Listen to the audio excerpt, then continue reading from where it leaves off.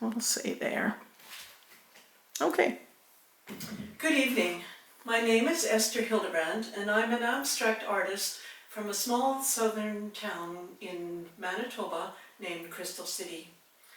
I began painting right after my husband and I moved into town from the farm, and I wanted new and more modern decor for our new home, and so I began exploring the art world. Abstract art has always captured my attention, and I believe the reason for this is that when I'm creating a piece of art, I don't have to be restricted to making it into a recognizable shape or form. I can use color, balance, energy, and motion to create a piece. The piece that I have chosen to use for this event is not necessarily my latest piece. However, I felt that it was one which could have much meaning during this epidemic and isolation experience. Abstract art is always interpretive, and every viewer will have a different interpretation.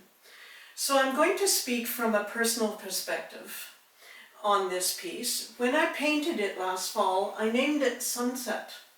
I'm not sure what I would name it today because times are very different this spring than they were last fall had I just painted this last week. However, the red to me represents the raging virus overhead. Not only that it's the virus, but the fears and the fact that regardless of how we try to overcome and not dwell on what's happening out there in the world, it still looms overhead. And so the red right across the top to me represents that part. The black sections convey the turmoil and the deaths that unfortunately have occurred.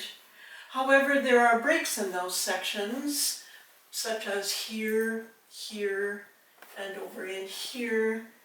For me, they're meaning that there are bits of good things happening as well during our isolation. Family ties possibly growing stronger, humanity being more unified in a common goal, and so on. In the black sections, you also have sprinklings of warm color, oranges, reds, yellows, blues, and so on. Bits of color that are warm and representing possibly the frontline healthcare workers, the people who really care, the ones that are working themselves to the bone. The symbols of writing always cause people to ask me, what are you saying? What are you writing? What does that mean? And my response to those questions is always, you can make that message whatever you want it to be for you. And so my feeling in this particular time would be that these could be messages of hope.